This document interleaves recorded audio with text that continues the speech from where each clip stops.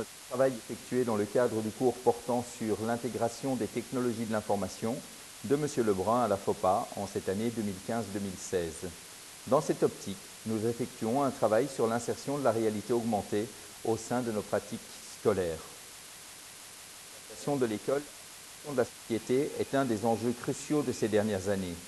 Les technologies de l'information et de la communication, TIC, ont évolué très rapidement au cours des 10 dernières années et l'utilisation des TIC dans l'enseignement, des méthodes et des contenus d'enseignement, ainsi que le processus d'évaluation.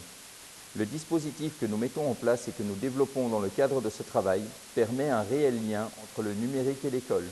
Celui-ci vise à travailler le programme de sciences et plus précisément le système digestif du corps humain au travers d'activités enrichies par la réalité augmentée. Notre volonté est de créer un outil réaliste, transférable et utilisable au sein de nos classes. Dans un premier temps, nous développerons la mise en place de ce dispositif ainsi que ses objectifs. Ensuite,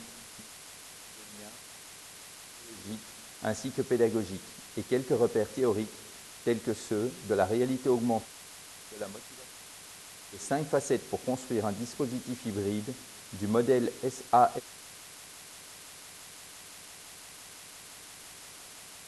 Alors maintenant, pour mieux comprendre la réalité augmentée, place à une petite vidéo. Sorties de l'imaginaire.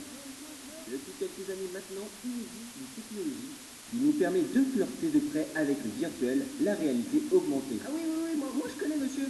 Mais au fait, comment ça marche? À ne pas confondre avec la réalité virtuelle, qui consiste à nous plonger dans un univers complètement fictif. La réalité augmentée nous permet de voir et même interagir avec des éléments virtuels parfaitement intégrés à notre réalité. Allez, c'est comme dans Minority Report? Oui, en quelque sorte. Cette technologie Made in France, s'il vous plaît, fonctionne en 3 temps. Premièrement, il nous faut tout simplement récupérer l'image réelle, à travers une webcam par exemple. Ensuite, cette image est transmise à un SDK, ou plutôt un System Development Kit. C'est un logiciel évolutif communément appelé moteur à réalité augmentée, qui va s'occuper de traiter les images qu'il reçoit. Cette étape est de loin la plus ingénieuse. Le logiciel analyse les images et calcule en temps réel la position de la caméra par rapport à un objet tridimensionnel. Grâce à cela, le système est en mesure de déterminer l'angle et la perspective de l'image à chaque instant. Une fois toutes les données réunies, le logiciel intègre des éléments virtuels qui vont interagir avec les éléments réels de l'image. Enfin, il est nécessaire d'équiper l'utilisateur d'un dispositif de diffusion pour percevoir ces nouvelles informations. Et voilà, il sait faire de la réalité augmentée. C'est dur, mais c'est tellement easy.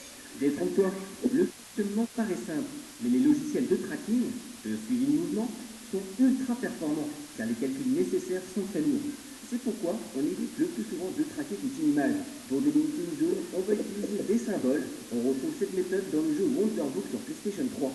Le grimoire ressemble à première vue à un livre extraterrestre, mais c'est en fait un langage informatique utilisé pour que le jeu puisse reconnaître cette zone et les différentes pages sans s'occuper du reste de l'image. Et Spéliarmousse, pourquoi ça marche pas? Oui, enfin, tout ça, ça reste virtuel, hein. Mais ça s'arrête pas là.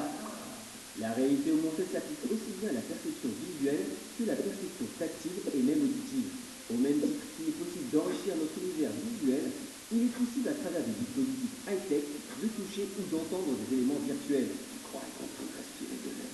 Et tout ça, ça sert à quoi finalement? La réalité augmentée est utilisée dans beaucoup de domaines, divertissement, univers ludique, tourisme et même dans la science, car elle permet souvent de réaliser ou simuler des choses qui seraient financièrement impossibles. Eh regarde, il y a la tour Eiffel dans mon jardin, et la statue de la liberté, les pyramides déguisées, et Oui, hein, ça plus tard. Vous pensez n'en avoir encore jamais vu?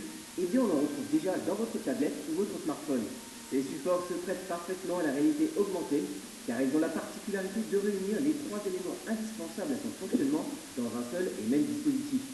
Une caméra de capture, un système d'exploitation permettant de faire tous les calculs en temps réel et un écran de diffusion. L'innovation ne s'arrête pas là. On voit maintenant apparaître des lunettes spécialement conçues pour la réalité augmentée, comme les fameuses Google Glass. En résumé, la réalité augmentée a de l'avenir, tant dans les dispositifs que ses nouvelles applications. C'est pourquoi il ne serait pas surprenant de voir dans quelques années débarquer les zombies de Dead Rising 5 dans votre salon.